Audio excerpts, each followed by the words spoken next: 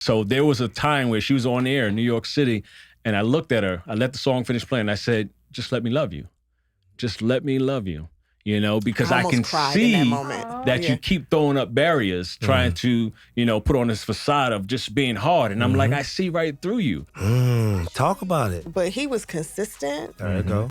He nurtured our relationship. He saw through the shield, you know. And I think that is because I made him put in some work. I don't know how he stayed hunting me. It sounds like no matter what, you guys were gonna keep meeting each other until that spark just ignited. Yeah. And now, over 20 years later, 21 years. you guys are actually married and have a beautiful family, a successful business. We still like each other. Y'all still in love. Y'all still date each other. Most days. We're a tag team. We're partners. We're friends. Like we're the best at this. Fun and like in relationships. People undermine how powerful those words are. When you look at some of the most dynamic couples, all they do is have fun with each other. Yeah. If I'm not having fun with you, I end up not liking you. For sure. If I don't like you, I don't want to go have fun with you. For sure. And then now, all this money we got don't matter. How healthy we got don't matter. How sexy you look don't matter. And then here's the funny thing, you get frustrated as a man because you're like, damn, she look good, but I fucking hate her. This isn't your typical couples podcast. We're more than just husband and wife. Yeah, baby, we homies. I know that's right. Come hang out with the flyest, realest, most hustling couple you know. And get authentic, uncut perspectives on love, fly shit, and everything in between. Let's go. Hello, everyone. Welcome back to another episode of Love and Fly Shit, where fly shit meets real love.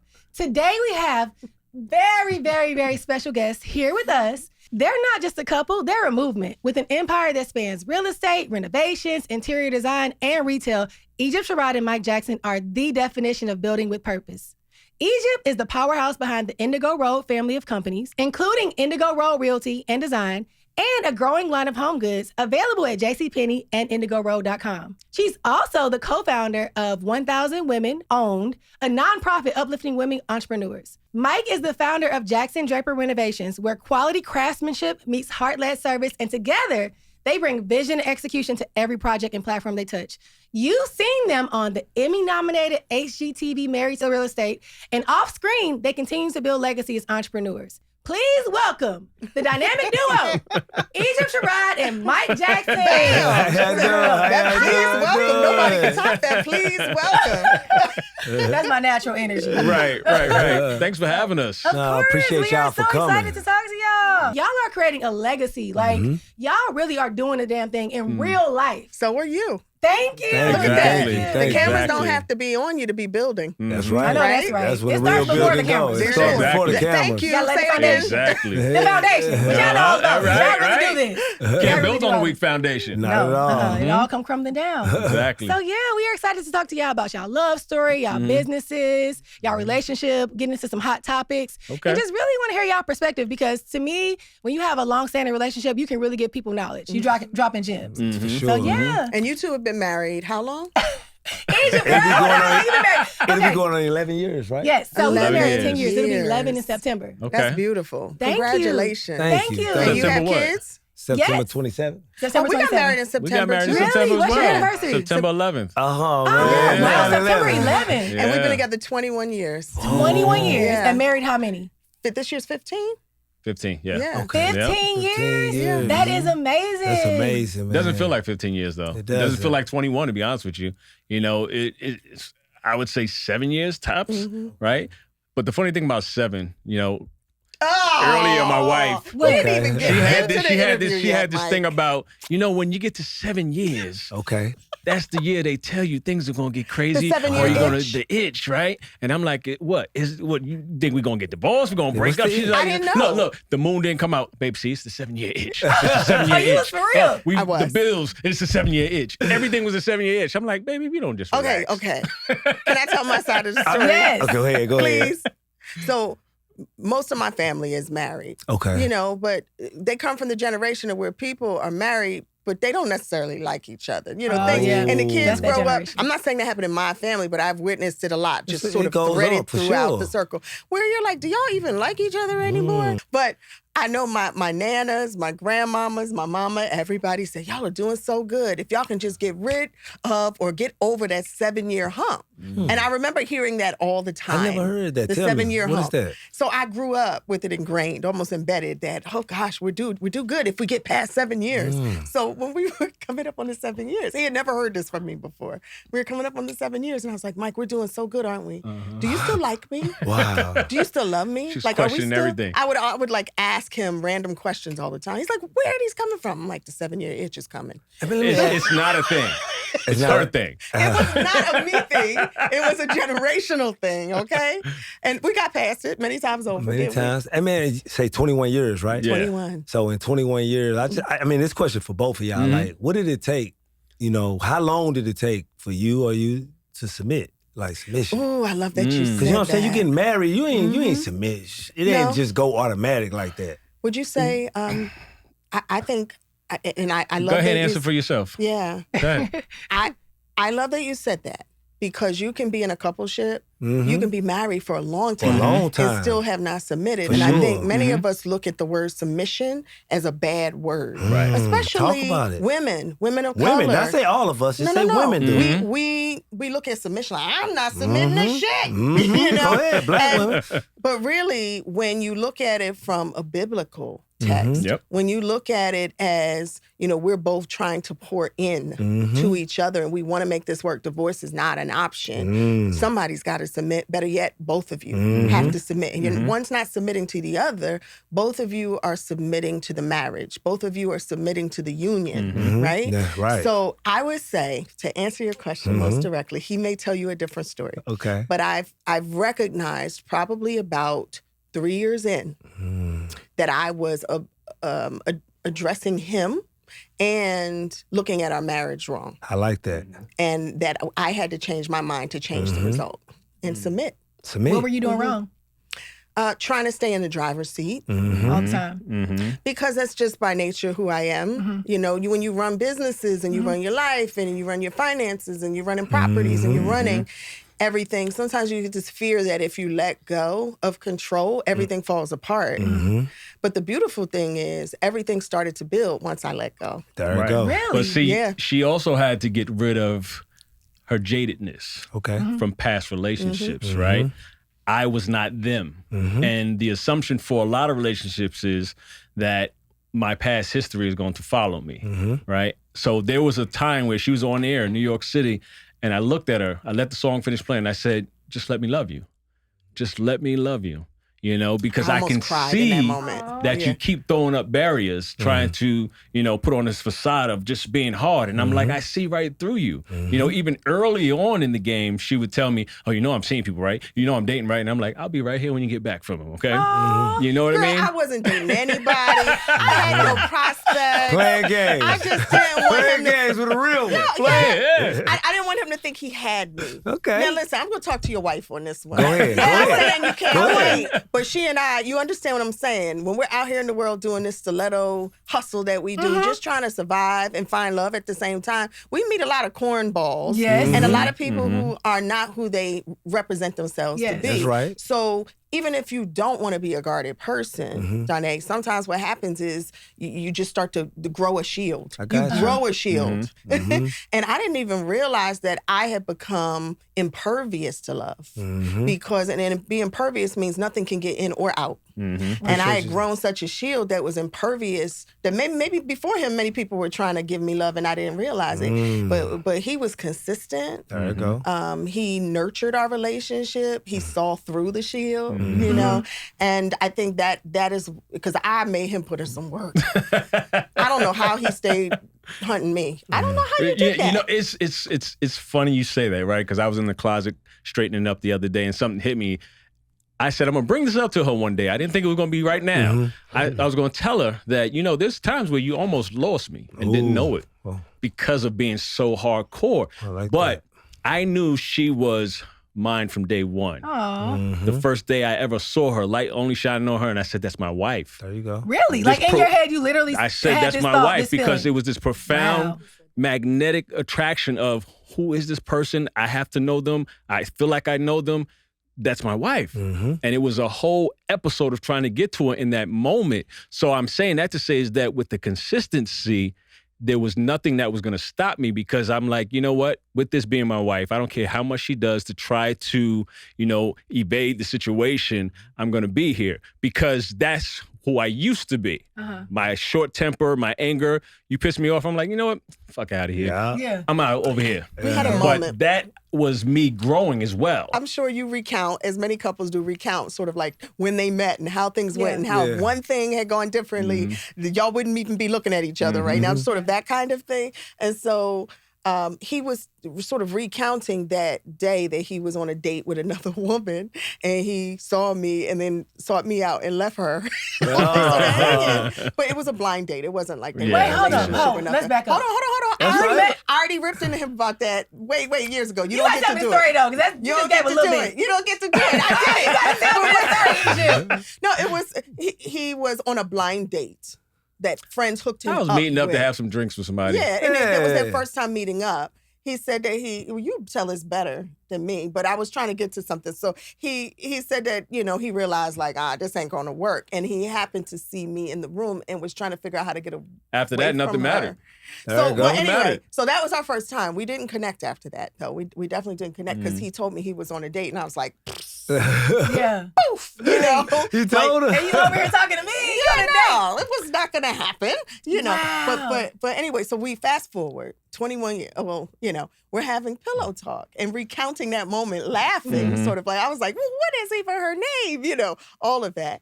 And then he said, but I always knew. He said, from that first time I looked you in the eye and we spoke, you were my wife. And here's something I had never told him until that day was I felt something too. It was that thing that can't be described. It was like electric, magnetic, almost like I met you in another life. You feel like home. I don't even know your name, sir, but this felt like home. But had we not, it was destined because we just kept running into each other every few months after that until finally it was time, right? Yeah. So, one of the scariest movies for me is the idea of us not being together. Oh, you do say all these sweet things all No, day. I mean, like when I play those moments out, right? Because, and you'll find them out the more we talk, but there's several incidents that could have happened to make this not happen. Gotcha. Simple stuff like my cousin not coming with me to meet her at a club that she didn't know I was coming to anyway. But if he said no, I would have never went. And this would have never been. Some of the smallest things could have caused all this not to exist. Also, one night we were in a nightclub and I chose no violence that night. You know what I'm saying? How you're in a nightclub and guys like all of a sudden his hands grabbing you through the crowd, pulling your arm, grabbing your butt, that kind of thing. But going to the nightclub this particular night, I said, I choose no violence. Meaning I'm not going to turn around and smack somebody. Yeah, I know what you mean. Choose no violence. I remember them days back in the club. Night. And that was the night, the last night that we ran into each other after 2 years of bumping into each other. And he had grabbed me. And my first instinct as a Scorpio was, I'm about to smack the taste out of his mouth. And I said, no violence, no violence. And I turned around, it was him. And then we both looked at each other. That was the night it started. Mind you, after that, he had come and renovated some of my properties. A lot of things happened. And then we connected, right? Wow. So wait, you saw her, you approached her, it didn't go anywhere, but then you kept running into each other. 2 years. Yeah. And you pursued her. Each time. And here's the thing. There was no pursue. It was just, divine intervention. Saw her the first time, 6 months in between, nothing. Saw her again, Puerto Rican Day Parade in New York City. On a float. Wow. I was on a float. She was passing by. She had her own float. Saw her again. Nothing happened there. 6 months again. Yeah. The nightclub. We're in a nightclub. Then time passes. And then I call my mentor who I was like, I need a new contractor. I just fired my contractors. He shows up. I didn't even know he was a contractor. Wow. I'm like, what the hell he sent me a DJ for? And he shows up. He told you he was a DJ. Came to scratch on these walls. Hey. And then it was just like, it was another story after So that. when he grabbed you that night, you guys, it didn't go anywhere past him grabbing you? We exchanged numbers. Yes, it Put it did. this way, we did. We talked, exchanged numbers, but nothing happened. There were no dates. Time had passed. There was nothing except for just talking on the phone. Okay. And then simultaneously, almost within that it was like a 6-week period, I called, Ulysses, I just fired, as I'm trying to tar a roof by myself. Ulysses, I just fired a contractor. My foot went through the roof. I need a new team. Please send me somebody who you got. He's like, all right, I'm going to send them over, but they can't get here till tomorrow. Okay. He shows up with his team. I didn't even know Ulysses knew him. It sounds like no matter what, you guys are going to keep meeting each other until that spark just ignited. Yeah. And now, over 20 years later, 21 years. You guys are actually married and have a beautiful family, a successful business. We still like each other? Y'all still in love? Y'all still dating each other? Most days. I know. So, wow, that is a really interesting story. I'm glad you say you still like each other. Okay, with y'all doing business together, working together every day, hand to hand. Sometimes, it's a decision you want to make, she don't want to make. Sometimes you know what's right, she think it's not right. How y'all get through those That sounds moments? real personal that you just said. It's personal. That's really personal. That's personal. So we have two alpha personalities. We in business y'all together. are both alphas, right? Yes, we are. It's very obvious. It's the same way with me and him. So when it comes to, I promise you, I say this all the time, we only really argue about business. About business. Like that's our biggest argument is when we don't agree on how something needs to be done within our business. Right. And it's like, how do you guys navigate that? Because for us, we have to always compromise. Like I don't shut him down. He doesn't shut me down. We got to figure out the middle ground. And I feel like in some relationships, there might be one person that trumps the other or vice versa. And I just want to know, how is it within your relationship when it comes to you guys handling your business? All right. So let's be clear. I'm a broadcaster by nature. So I often, when we're public facing, I'm the loudest, probably more dominant one. But in our marriage, he is the quarterback. In our household, he is the quarterback. He is the leader. And I do submit, to that. But luckily, blessedly, he's always usually right. Okay. Don't hold me to that. Always usually. How those two go together? I like the halfway admitting that. No, in other words, like he comes up with brilliant ideas. And my first response is usually, we're not going to do that. That doesn't make sense. Then I go think about it and I'm like, okay, how do I go and execute this without telling him he was right? So then I become the quarterback. So I become the running back. I'm not in sports. I try to coordinate. Yeah, you try. Got y'all follow you. He's a quarterback. I'm the running back. Like I'll set up infrastructure, the business plan, and figure out how to execute budgets. Right. But he comes up with these incredible creative ideas. Honestly, over the last decade, every move we made probably started with him. And so I trust that. I lean into that. I think in a marriage, any relationship, folks have strengths and weaknesses. And when you identify someone's strengths, I think, the way to do it is to just honor it. There you go. Right. Yeah, so you're the visionary. Very much so. Nonstop. Creative always. Not that she isn't. And that's the thing, too. Just because there's days where I'm nonstop with creativity doesn't mean she's not being creative. It's just that I may have ideas that were given to me in the moment. I'm like, we got to do this. And she's like, well, just like we spoke earlier about, well, let's put the podcast to the side for the moment and then focus on this. And I'm like, no, if we focus on this podcast for a week, we could pay for all of this in 1 week. You feel what I'm saying? So we may have our moments. She's extremely intelligent, very financial savvy when it comes to the bookkeeping, right? Not that I ain't, but if you got it, you got it. I fall back. Let me just. I'm gonna go tackle this. Yeah. You understand what I'm saying? I know her strengths. I know when she's weak in certain areas or certain times because it's not always. And when you recognize that you have to pay attention to the nuances within the relationship, then it allows you to maneuver around. There's some days where I'll be quiet for an entire week. I'm like, okay, I hear you. I'm gonna talk to you on Sunday.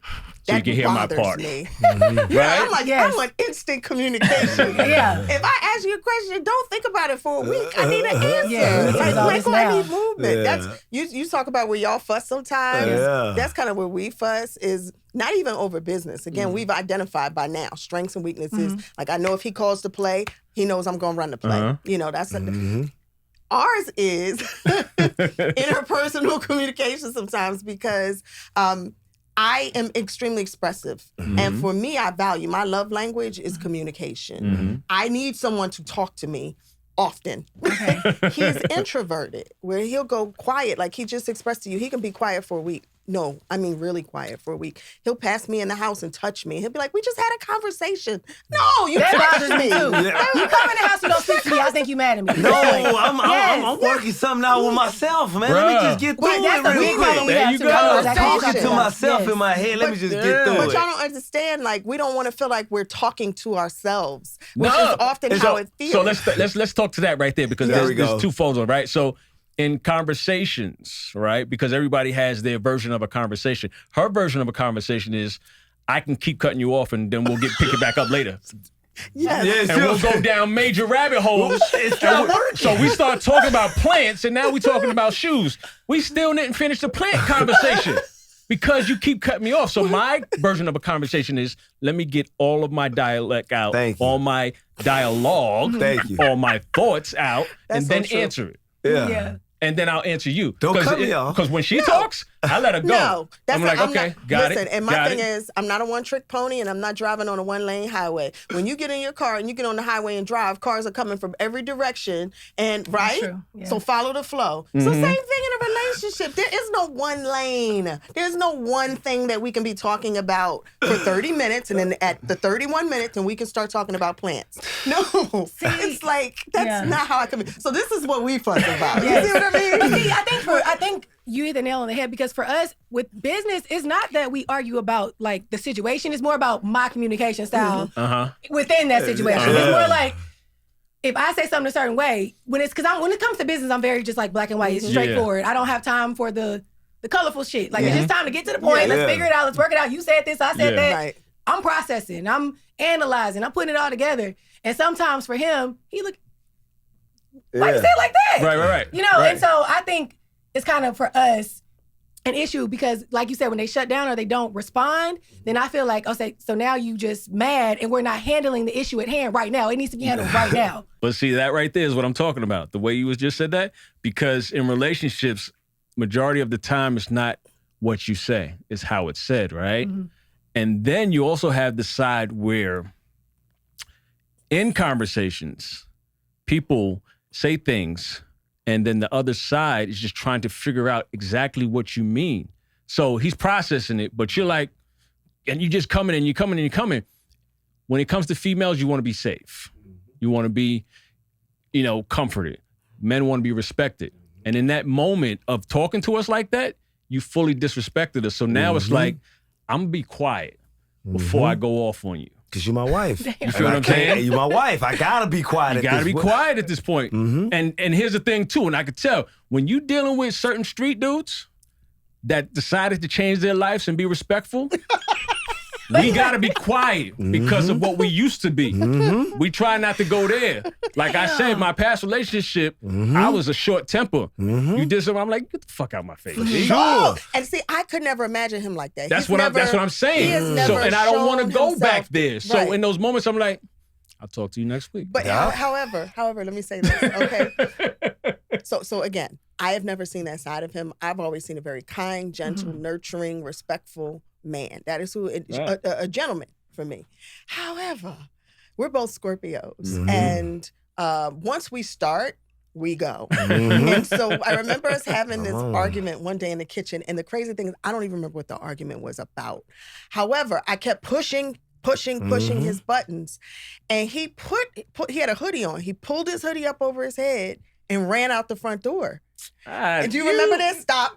Let me tell the whole story. Real casually. He ran out the front door, and I was like, where did he go? At first I thought he was to get mail, and I was like, what is going on? And I look outside, and he's like all the way down the street just running.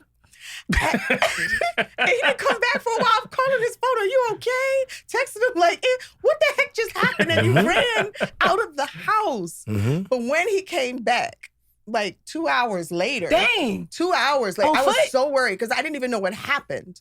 But when he came back, now I'm mad because you came back. No, see, I was worried when I didn't know where you were. But now that I know that you came back and you're I'm mad now. Now I'm mad. I can get back mad now. We were in the middle of a conversation and you just took off running down the street. And then he later explained to me you pushed my button so hard that I was about to come at you a way that I never wanted to be able to come at you. And he said, if I didn't get out of that situation fast, I don't know where we would have wound up. Right. 100%. So he took off running to get away from the conversation. I have to respect that. You gotta respect it. Yeah. He'll just leave the house. Yeah. Just leave. He'll just get in the car and leave the house. Wow, so y'all get it. Y'all get we get it. Wow. We get it. That's amazing to hear that from your perspective. Like you said, somebody from a different background who is used to maybe handling situations a little differently. You still don't want to be disrespected by your woman. Oh. Yeah. But I think the thing is that what I would consider disrespect, or what I would say is not disrespect, he would say it is disrespect. Yes. You know what I'm saying? Sure. And that's what we have to learn as wives. Yes. And I mean, I feel like it's just a learning process. It's a continuous learning process. Because here's the thing as well. I also want to get to a point, we also want to get to a point, when I say we men of a certain stature or level-headed, want to get to a point to where we don't have to walk out anymore, because the communication is constant, to where it's like, hey, listen, can I talk to you maybe 10 minutes from now? Yeah. And we'll discuss what happened. The way you said so-and-so and so-and-so really bothered me. Can you try not to? And then response versus, I'm going to talk to you in a week. Like, I want to grow and get better as well. But in this moment, I'm not there yet, right? Or at this time, I'm not there yet. But you gradually want to work into that space to where you can just like, that was messed up. Yeah. One of the things I say, and we just spoke about this last week as well, is that fun and like in relationships, people undermine how powerful those words are. When you look at some of the most dynamic couples, all they do is have fun with each other. Yeah. They talk to, you can say you best friends all the time, but best friends in relationships, when you look at, they just be joking all the time. I tell all the time, just turn it into a joke and I wouldn't react as much. So for instance, hey, why you, actually, let me go back the other way. Why the hell you knocked the glass table over? I don't talk to him No, like I'm not that. saying you are. I didn't say you. I do not. I'm saying relationships. The person goes, why the hell you knocked the glass table over? Versus, you done knocked the glass table over. Yeah. I got the second one. We ain't gonna fight, but you got your point across. Yeah. The first one we bickering because like, why the hell you say it like that? It's a table. We can get another one. Yeah. I buy the damn table. Yeah. It turns into that. You feel what I'm saying? That conversation of how it's said. But if I'm not having fun with you, I end up not liking you. For sure. If I don't like you, I don't want to go have fun with you. For sure. And then now, all this money we got don't matter. How healthy we got don't matter. How sexy you look don't matter. And then here's the funny thing, you get frustrated as a man because you're like, damn, she look good, but I fucking hate her. I think people are going to think you're talking about, man. I generalize it. I said relationships. It's generalized. That's real, though. Let me ask you this, Zion. I'm very curious. Okay, so Egypt just said she don't talk to you like that. No. Same thing here. You know how some women be like, you bitch ass nigga, I'm not gonna, you know, some women will go in and and they will say all kind of crazy shit. I've never spoken to him Never in my life. I have never called him. I don't think I've ever spoken to a man like that. But some women do, right? Some women do. I would never say, what the hell, or I don't talk to you like that. No. It don't even gotta be me raising my voice. It can just be me simply just being too direct, I feel like. Yeah. Okay. So why is that Hold on, let me say this. PTSD. Hold on, stay right there, because I'm glad you said that, right? Like, you know how you could say to me, I say something, you be like, maybe that was a dumb question. I'm like, that wasn't dumb. That's how I feel about it. So I hit you with yours yesterday. You said you kept asking. I said, man, that's a dumb question you keep asking. You said, damn, it hurted you. I told you something was a dumb question before? No, you always say dumb questions to me when I say things to you. You don't even know because it's so natural to you. You always say, man, that's a dumb question. Like, but I said jokingly. You're joking. Mike, but I said to you, I said, man, that's a dumb question. You said, damn. It hurted you, and I knew it hurted you. I said, let me get off the phone with her. I'm going to call you back later, baby. But you remember when you said, damn? I don't even remember the situation, honestly. It wasn't significant in my mind. No, you kept asking something that, like, I answered it all. You knew the answer to it, and I answered it 1,000 times. You said, because I'm trying to, like, some popcorn. You said to me, I said, man, that's a dumb question. You said, damn. And I knew they hit you. Like, I said, look at it. But you probably didn't say it jokingly. Because I normally don't say that to you, though. That's why you said damn. Because I don't say that to you. You saying when You say so many questions that may be, I don't say dumb, but, So when I say that's a dumb question, I be playing with you, right? It be planned sometimes. I can't remember a situation, but no, it I don't sounds think like you be serious. I mean, it could be planned, but you could be serious about the question being dumb, though. Are you saying that I can't take what I did? Exactly. There it is. From you? Yeah. So yesterday... You called it.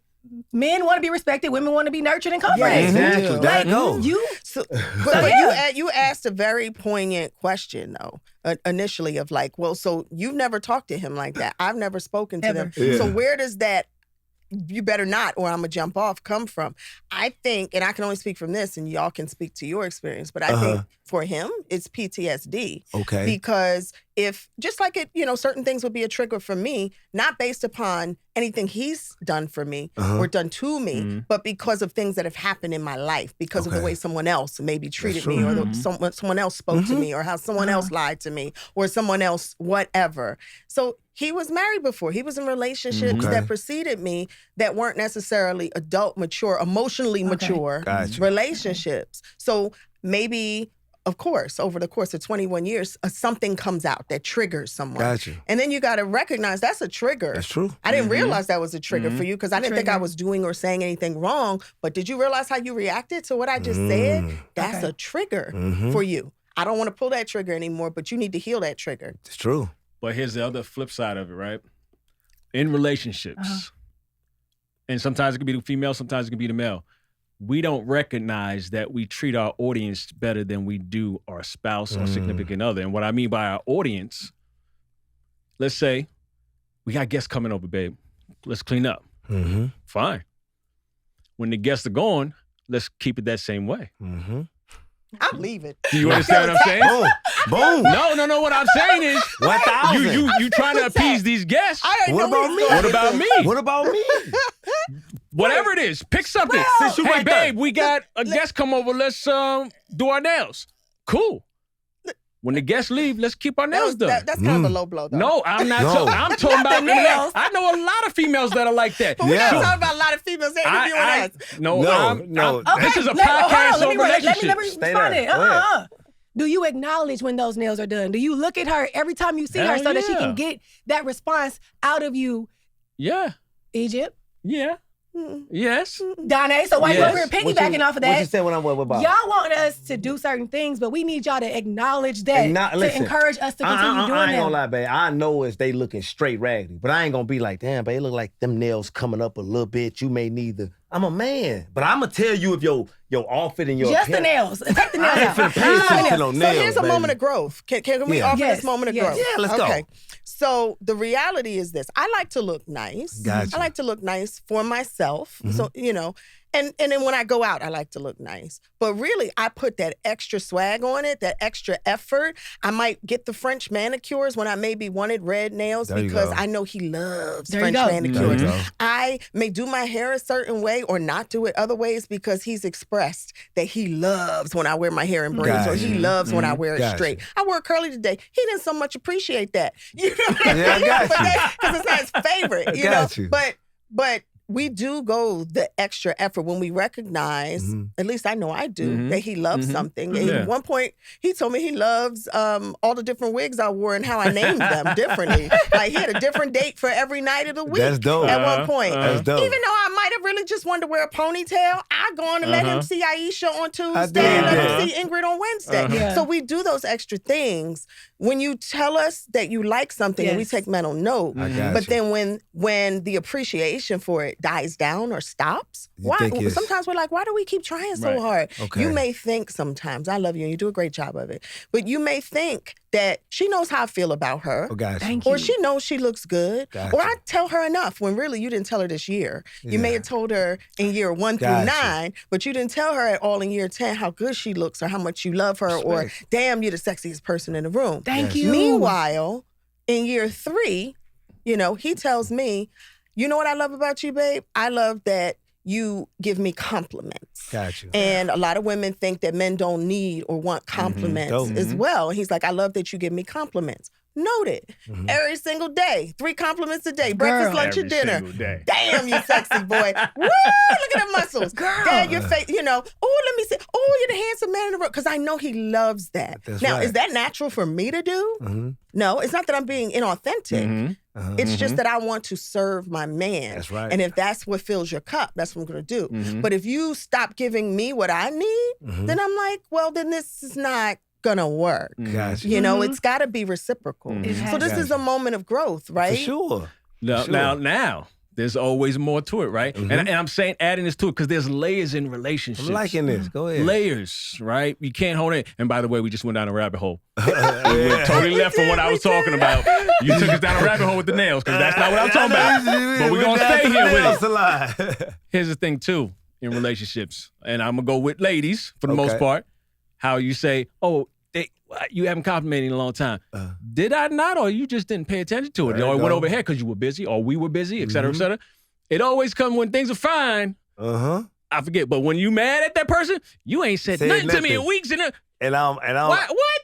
I've been passing by, slapping butts and all kind of stuff, man. Everything peachy green, so they don't remember that. It was butt slap. No, all that. What you think? I'm just, you turned me on. I like instant gratification. Yeah. If we're about to go somewhere and you come in the room, the bathroom, and I'm all done up, as soon as you see me, I want you to tell me, you look so good tonight. Yes. Don't wait until later on.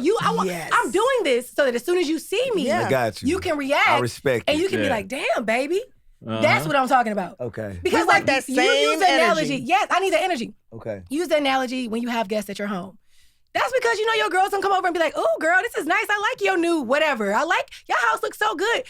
We need that from you. If you want us to go out of our way, then you need to acknowledge that. Oh, I got you. And I'm going to 100%. continue doing it, but I still feel like as a man, it's your responsibility to make your woman feel like she is the most beautiful woman in the world. And even though I know that, I still want to hear it from you. I got You know what I'm saying? This is how I Agreed. feel. This is how I feel. And I've never verbalized this to you, so I'm going to verbalize it to you right now. Okay. This is how I feel. So I spent hours balancing books, doing business plans, getting us organized, shrinking budgets, doing investments.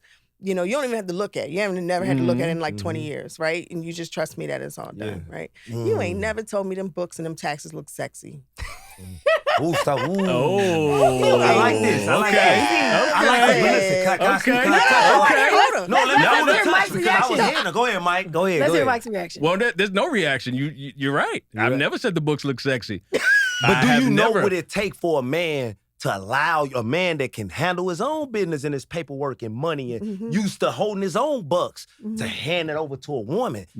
You should Given. me handing it over to you is taking that whole thought out of my mind of what I can do without you. You feel me? If I'm letting you touch them rack aids and play with that money and I ain't even I asking you how much of that touch, that man trusts you in a way he ain't even gotta tell you he pretty 10 times a week. A man that allow you to move that money around and don't say nothing to you, man, you love that man to death. And it's some money to move around. You want to talk about some trust on that too?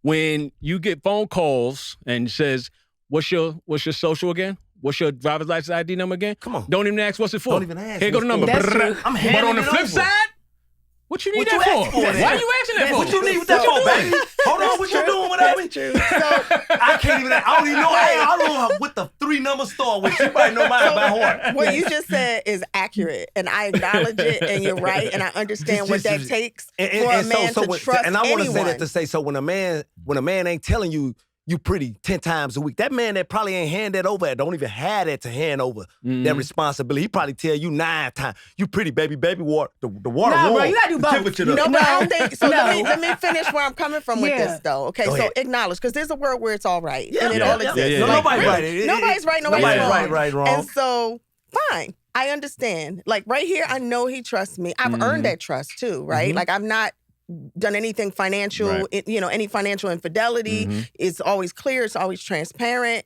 Anything I do is for us. I know anything he does is for us. So like we're there with that. However, wherefore art thou? Okay, let me get poetic with this. So to sit there and do this on a daily, it takes a lot of brain power. Like just because you're not doing physical work doesn't mean that you're not working. It takes mental, emotional work. That's a lot of work. Yes, it does. It's stressful. And then you want me to go hang from the chandelier. Yeah. Girl, Hold on. Now listen. No, don't come here. No, I got something for you. I got one. Let her Go ahead, cook. So go ahead. then Please. you want to find out, like, where Gretchen at? Okay. Why haven't I seen Keisha in 3 months? Or why haven't I? Hold on, though. Can you talk about how sexy these books are, though? Now, can I say something? Can you talk about how sexy this portfolio is? Okay, when now I gotta say something. When you said let her cook down, man, I'm handling my own. I don't even need you to bother nothing with these finances or even know what's going on over here. Don't touch them. You know these manners, just everything being paid. You've been well taken care of.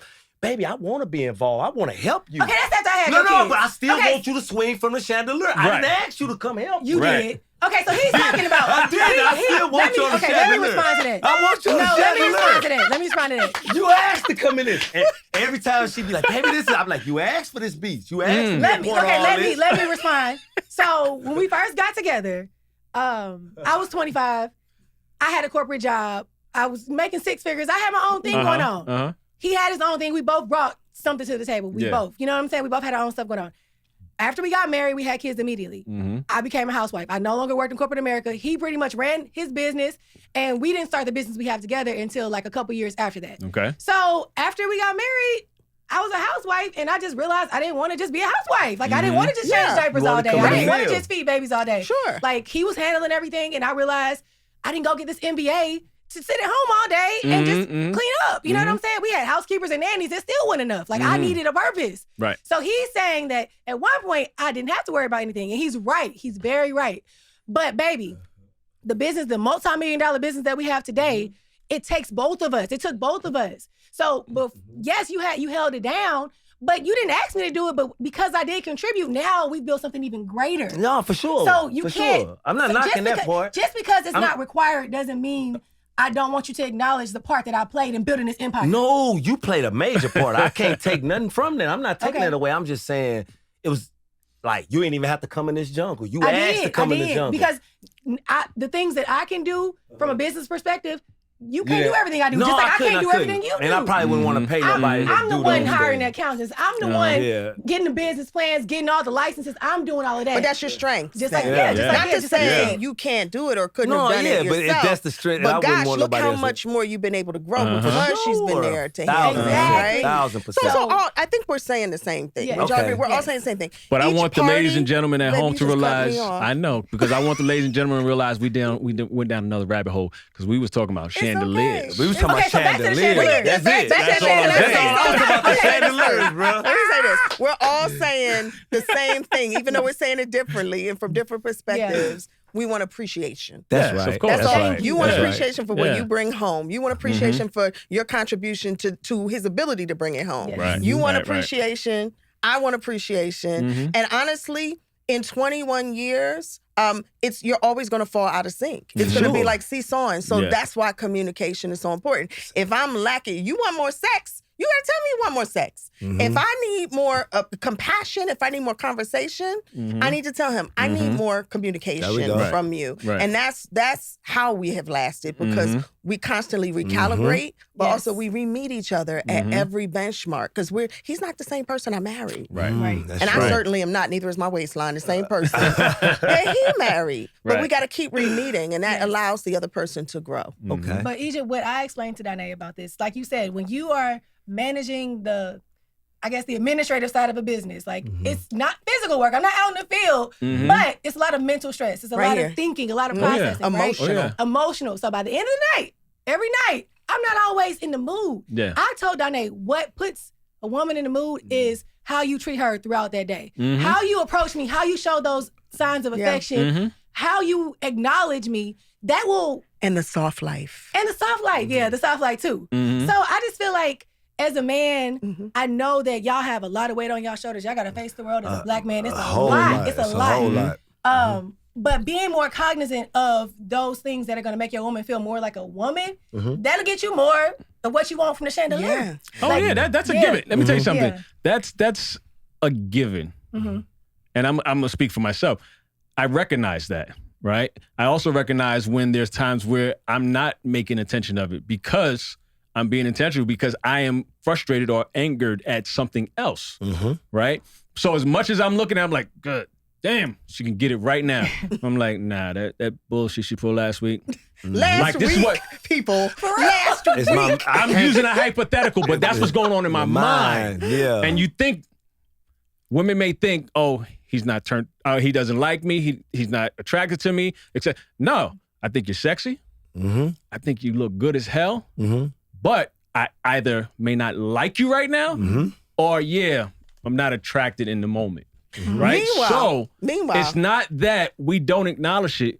there may be other things going on, or it may have nothing to do with you at all. Exactly. Most of the time, something going on with mama, something going on with the kids, et cetera, et cetera. He can piss me off, and I still want to attack him. Girl!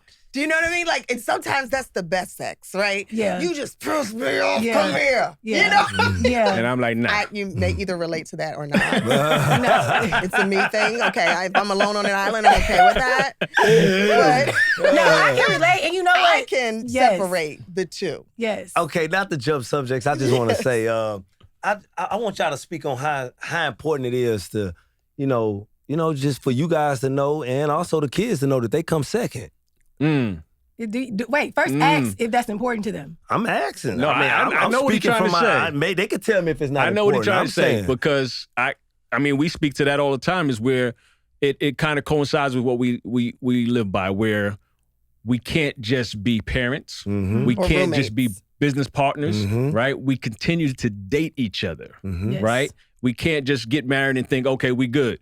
No, I need to go do this date day, this date hour, whatever the case may be, and recognize that if we don't work, nothing else is going to work. 100%. So if we mad at each other, if this ain't working, that's going to fluctuate down to the kids. 1,000%. You feel what I'm saying? And you don't have to tell the kids y'all come second. No, yeah, you should. And honestly, I don't even compare it first or second. It's prioritizing both in a different way. We're tag team, we're partners, we're friends. Like we're the best at this. We're going to raise these kids to know, go to Eric and sleep. Because mom and daddy need some private time, right. Or you're going over auntie's house. They already know, okay, we all going to go get some date nights in or something. Because they grew up knowing that. That was the norm for us, that mom and daddy were affectionate, that we dated each other, we loved each other, we flirt with each other. They don't even gag anymore. They don't. They used to. Our eldest, she's working Simone's off on her own now. She was his daughter from another marriage. She's my bonus baby. But, early on, remember Mona used to be like, all the time, because we're so affectionate. Kendall, our middle baby, and our baby, Harper, they're so used to it. Harper's thing, she likes to jump in the middle of it. Right. We're hugging or I'm in the armpit. This is my safe space, by the way. She just come jump in the middle of my armpit. Is that the baby? The 6-year-old? Yeah, do you remember we had this video? Where I was having, my moment. We were laying down watching TV. And the baby just climbs, pushes me over, and gets here. And I was like, excuse me, Harper. And she's like, no. And I said, she kept saying Harper. mine. She kept saying mine. To her daddy? Mine.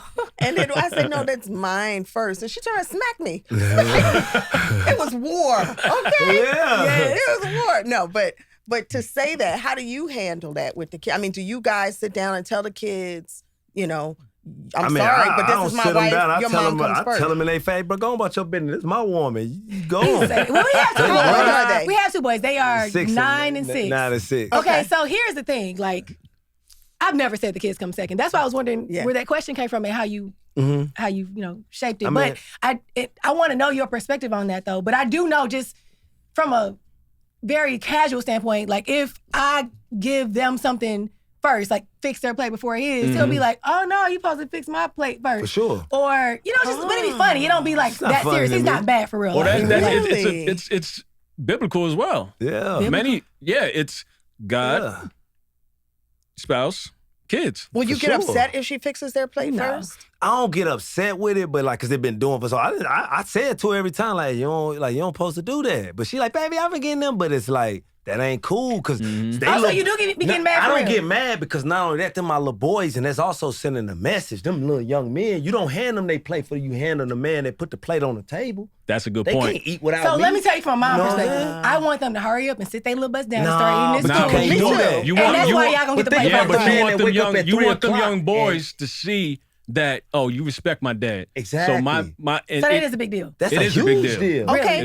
What about with girls? So we have 3 girls, and I'll be honest with you, I usually will fix their plate first, get them out of the way. He usually likes his food cooked more anyway. So so they'll eat or sit down and eat first. Okay. How do y'all look at that? But my thing is, when are they gonna see? When are they gonna? Because they daddy is what they look at as the ideal man. So they need to know how to treat that man when they get one that's going to take care of their household and their family. When they going to get to see you hand that plate to him before you hand it to them. So I'm on the same page as them, right? It never bothered me because they're girls for me. And it's a space where we have to honestly get back to. We've been so busy on the road, always out eating. You know, we never really get to the point to where it's always sitting down, and the food is being handed, right? So I haven't really experienced it or had a lot of it, meaning in our household. Gotcha. So it hasn't bothered me like that because I'm an extreme girl dad, and I'm so busy of wanting them to be right that I forget about the nuances of, you get what I'm saying? Of, hey, get some respect over here, because it doesn't bother me as much. But I totally get it. Wow. You get what I'm saying? I totally get it, because I'm big on the order of the Bible, because if not, it starts to get some disarray. Can I ask though? What? So when you guys are cooking breakfast, does that mean we get our plates first too? He don't cook breakfast, I girl. don't cook. but if I go get food, you know I'm calling my wife before them little dudes getting in the bed. Man, go wash your hands. I think if they were girls, it would be different. Yeah. I think they would be little princesses. I don't think he would care about me giving them anything first. I think it's because they're right little now, boys. I don't care. It's more about like, at this point, it don't bother me, but it do. Like, I'm like, man, that's a wrong message that they seeing right now. That ain't the right way. That's not the right way. That's not the right way. And now that I know you feel that's that not okay. way, now that I know, because you've never expressed that, now that I know you feel that way, that you should get your plate first. Well, even in 21 years in, I will make sure you get your plate first. But here's the thing. For instance, like when we do our Sunday things, this food laid out completely on the stove. Sure. Everybody go get your plate. That's what I'm saying. We haven't done the round table sit down thing in a long time. But that's important to you. It is. Okay. I enjoy it. Okay. But what I'm saying is it has not bothered me, again, because it's possibly because of the girls. You feel what I'm saying? And if it was the boys, though, then I'd probably be very adamant about, like, hey, like, you can't do that. I would be like, I'm trying to teach them something. Yeah. You feel what I'm saying? That's breaking crazy. what I I'm didn't even know. showing I thought he was being funny. But then when I said, you thought I was being funny, but then when I said, you're like, baby, they got it. It's like, all right, let's eat. I don't even want to create it. I don't even want to create it. I don't even want to go into the lesson, because if I start lesson, then now you may get some kickback, and now we arguing about a plate. But that's you know what I'm saying? Let me I just didn't eat. even know it was that serious. That's teaching a boy how to be a man too, and what's expected of being a man and taking care of his family, but also what you get. Like when you are the head of the house, and you are a man, and you're taking care of your family, and you're raising them, and you're doing all the things, it does deserve that respect. It deserved that. So I understand that. Look, I'm going to simplify it. This morning, and it's one of my biggest things. I know what you're going to say. Don't ask me nothing. Don't tell me about work before you say good morning. Come on now. Right? So I like that. This morning, she comes down, babe, what about this? And I didn't say nothing. She saw Harper. Harper Pooh, good morning. How are you? There you go. And then I said, good morning, babe. Yeah. You hit me with the business as soon as you opened your eyes. Come on now. You feel what I'm saying? Good morning. And then you expect me just to elevate to where you at in your day and just stay floating. Exactly. No, you gotta, it started in the morning. You say, hey, babe. Hey, Dame. Hey, Donay. First of all, don't play with me, because I definitely, baby, how was the gym? How you feeling this morning? No, I didn't say you didn't say. Okay. No. So he said, I'm not saying this is how you do it. Can I know something out there? Go ahead. I knew he was going to say that. I knew that moment wasn't just going to pass this morning. I knew he was going to find a way, because my husband, as he said, he'll still be thinking about something a week later that I totally forgot about. However, small things for us. Please know that prior to him saying good morning and me throwing business, maybe he wasn't fully awake yet. I had seen him in the bathroom. I was getting dressed. We were in the bathroom talking. You didn't say talking. nothing because you had your phone in your face. I said good morning to you. No, you didn't. While you were in the bathroom, made your vanity. I came out and asked you which outfit I should wear. That was we're after. down in the kitchen. That was I'm talking after. business, and then you're up. Beloved, all of a sudden, you're functional. Your brain is awake. And you're like, good morning. No, good morning, your ass, an hour ago. Okay? An hour ago. I can relate. I was awake and talking to you. I believe Mike, man. Look, now we about to replay the morning. It's okay. We don't have to. You came out of the water closet. You win. With your phone in your hand, walked right past me as I was brushing my teeth. And I said, she's still waking up. Did you say good morning? I did not, because I was still waking up. That's what I'm saying. Neither of us spoke. But when the Y'all good morning started, it was downstairs. Michael. Okay. So my point of saying, my point of saying that is this, right? Because it started, look, see how far we went with the rabbit hole? Down the rabbit hole. This started with the respect of who comes first. Yeah. And the respect issue was, I'm going to just go because we're here, we're going to use it. Good morning, Harper. She got the love and good morning. I got so today we're going to do da-da-da-da-da. I want the same thing when it comes to, I'm going to go there when it comes to us, when we dealing with black people one-on-one, go to the supermarket and the lady at the cashier, Caucasian, Chinese, whoever that comes before me, oh my gosh, how are you today? You doing great? That's amazing. Yeah. Then you get there as a black person, they're like, what you want? What you want, yeah. Same thing in relationships. That's what it feels like. Like, I want what you just gave them. Yeah. You see what I'm saying? Yeah. I want what you just gave the people that just left our house. I want what you just gave the delivery. I want the same thing, especially when we're on good terms. That's how it is in relationships. Like, respecting mutual. And I'm saying that especially for men. It's like those little things, we go build you a house off of that little good morning. The small. You feel what I'm saying? But if it's not there, it's like, damn, put that in the basket again. I didn't get a good morning. Now you got a whole month of no good mornings. And now you're like, what's wrong with you? Oh, nothing.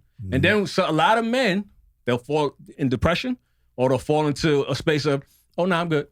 When you constantly hear a man saying, nah, I'm good, he ain't good. He don't care no more. He not good. He not good. He just know if I dump all this out on you right now, it ain't gonna. It's not gonna be good. It's not gonna go right. You feel what I'm saying? I do feel what you're saying, but I also, the same way you said earlier, that sometimes men, you be in your own head, you got this situation bothering you, got this you got to handle, and you're not even really cognizant of how you're coming off to your woman. Women, we have that too. We got to, especially in the morning when you're dealing with the kids. You got a million things that you got to do before anybody leaves the house, and maybe, just maybe, you're a priority, but we just got to get this done first, and then we can But just remember, we're talking about the kids. Yeah, that's all we're talking about. But that's what I'm saying. The kids are the ones that make it chaotic. Remember this: we're not mind readers either, which is why when I said communication is my love language, and I get the sense that for you, that's probably one of your love languages too, right? Like we like that intellectual stimulation, but we also like just that companionship of communication. But if you are thinking or feeling some way and it's just festering or growing and you're not communicating, hey, listen. How do we know? How do we know, right? Like, how do I know that you wanted a snuggle the same way that I gave Harper this morning? How do I know that you wanted me to rub your butt the way I rubbed her butt this morning when I got my hug, my little snuggle? So here's the taboo box that you just opened. Said, can I get that? Here's the taboo box that you just opened. Because it's been said several times before and it was ignored. So now in that moment Do when... me a favor. Turn that way real quick. Let me rub the butt. So again, and I'm not talking about you. I'm talking about relationships in general. Because that man has said it before, and now on the 10th time, he's like, I'm not gonna say that. Yeah. So now you think he's trying to think you're a mind reader. No, he's just like, I said it, you didn't. You feel what I'm saying? It becomes a thing to where it's like, I tried to say that. I tried to say it in Japanese and Spanish, but it didn't work. Get through there. So I'm done. You feel what I'm saying? And you know what? I came across a little y'all content, and I want to ask y'all this, man, because y'all was happily married. I know a lot of people ate y'all up online about this, about not sleeping in the same bed. Oh man, yeah, that's happy. Y'all are very happy married. Sorry, she's still sexy. Look, I can curse on the show. I forgot. It's good word. Love and flyshit. That's actually. That's minor to us. That's minor. You said people ate us up online. You know, people got their thoughts about. They're gonna have a lot of thoughts about what we talk about here. No, it's all good. Anything we throw out for public consumption, we expect that people are gonna have an opinion about. It's all good. Right. We want people to take from us our experiences, not our expertise, because we're not experts in this at all. It's this situation where you're forever learning. But with regard to the separate rooms, here's the backstory to it. Okay. It's not a thing where it's like, this is every day. We've been blessed to have several rooms in the house. There we go. Right? And with that ability comes, hey, Monday, I got the baby. You go do your thing over there in that room and reset. Right? Or, you know what, this week, staycation, you do you, I'm going to do me. Mental reset. If you want to meet in the middle, we can. It works in our household. Gotcha. Let me throw this perfect example. So we took the whole family, including my mom. We all went to Rome, and then we did this trip to Greece, and then we went to Florida. Like, it was back-to-back, 3 weeks of traveling up under each other. And when we got home, I just needed to breathe. So I said to him, when we got home, listen, I'm going to take the downstairs ensuite. I need like a week. And he didn't get offended. Why? Because we have conditioned each other to know that, like, I know when he needs some breathing room. I know when he just needs a day to go to the gym and do self-care. I can tell when He just needs his own space. Right. He knows when I need thinking rooms. I have think tank days. Mm-hmm. And so if I say I'm going to be in the downstairs bedroom, that's a think tank moment for me. I put on my frequency music. I take my bubble bath. I got my notepads and whiteboards everywhere. He don't want that around the upstairs bedroom. You know, he can't function and sleep and be restful when I'm doing my think tank days. So you're with someone enough, you just kind of got to know that. But there's a such thing as happily together but separate as well. Okay. And I was lucky and blessed enough to still have my great grandparents for much of my life, like that lived to 105 and 104. Okay. They slept in separate rooms.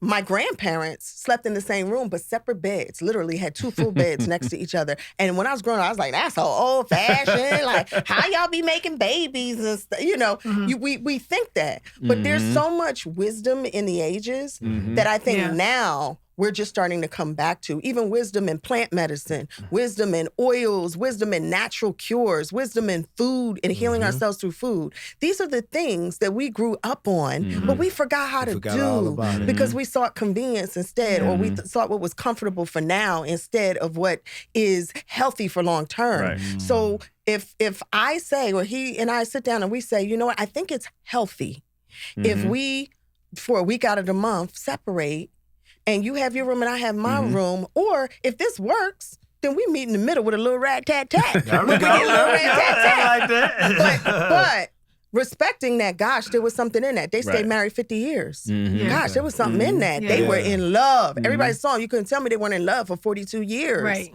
But how did they do that? If every relationship was to follow society's rule on relationships, no relationships would exist. Yeah, and what I mean by that is this: what works for us might not work for you, and what works for you might not work for us. With regard to the separate bedrooms, I am a night stalker. I'm up 3 a.m., 4 a.m., 5 a.m. creating, and I can pop right back up at 8 with no problem, right? She cannot. Or if I finally hit the wall and I'm like, I need some sleep, and she decides to pull a laptop out and going, now I'm frustrated, right? But she's in her mode. So what's best to do? I'm gonna go sleep on the couch. Some people they don't have a room, so I'm gonna go sleep on the couch. But in that moment, there's no disrespect there. There's no, oh my God, they're getting separated. No, I need to go to sleep. Okay. But she's in her creative mode. Yeah. Why? What's wrong with that? Yeah. So I'm gonna go take this room that I have that I've been blessed to have. Right. Or I'm gonna go take this couch. That's all that is. You feel what I'm saying? Gotcha. In the same household that is doing amazing. There you go. Our goal of sharing that as part of our journey, number one, just being authentic, telling the truth, but also in sharing to inspire others, you got to show the ugly, messy parts or the things that people would think are ugly, messy parts and show them, no, that works for us. That works. That's what's up, actually. Yeah. Like, you know how many people wish they can get away from the person that snores? That's real. Like, stop it. Come on. Like, just because you might not have that space to do so, you can't go pointing the finger, oh, they don't sleep, they're not gonna last. Yeah. You got people that live in the same household, same room, and they didn't last a year. Y'all can't fathom it, can you? Look at their faces. Actually, see, this is the thing. My first thought is it does keep it exciting. I feel like it just makes me think about like before we lived together when it was so exciting when he would come in town or I would come in town, and then we would spend that time with each other for days, and it didn't feel normal. It felt like something that was just, a treat. Right. But because our sleep schedules are different and because he wakes up before me, I honestly don't know that it would make a huge difference if we slept in different rooms because he goes to sleep before me and then he leaves the house at 4 o'clock to go to the gym. Right. So when I'm going to sleep and I'm up, he's already knocked out. Right. So him going to sleep in another room actually would not make a huge difference. So from like a connection perspective, if you're up all night and she's not, then what difference? Right, like why am I just sitting in the bed? Yeah, like because there are people that'll go, don't get out the bed even if I fall asleep. So now you're just sitting beside him. Yeah, exactly. Like, no, I got something going on in my head. I'm about to scoot up out this bed and go head to the studio. There are whatever. No rules. You feel what I'm saying? There are no rules. And when I'm up and when I wake up, he's gone already anyway. Yeah. So I actually just told him I miss waking up to you in the morning. But we don't even have that. So it's like sleeping in the same bed, sleeping in different rooms wouldn't make a difference because he's, And then let me just say this. Let me be clear. So y'all been married, you said now. 10 years. 10 years. Okay.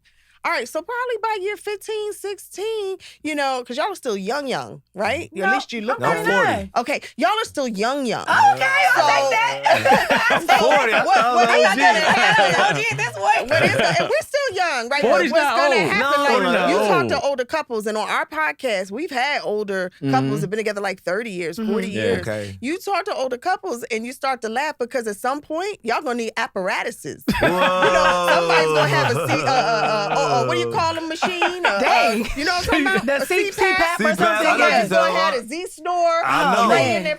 I ain't even thought like somebody that. else going to have Real. masks on or a neck brace or the neck strap to hold the fat up underneath your neck as you sleep. I'm not saying I do that. I'm saying that you don't have apparatuses. You're just going to go from having all of the, the KY jellies and coconut oils on your side table to all of a sudden y'all going to have all your medications on the side table. I ain't even thought that far ahead. I ain't thought about that. But it's there. It's there. I'm in real estate. I see the houses. I can tell if an old person lives there. I can see what the relationship is based on the side tables, okay? So understand that the marriage is going to continue to grow and change. So all we're saying is, look, just the same way you're in a position to do it now, by telling our story, we're preparing the folks coming up after us That's right. of how to handle it. That's by right. telling your story, you're preparing the people who come up after you on how to handle That's it. real. That's real. Now I know I'm going to have apparatuses at some point.